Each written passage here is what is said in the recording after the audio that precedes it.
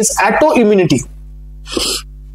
तर हे थोडंसं महत्वाचं आहे. ॲटो इम्युनिटी म्हणजे काय?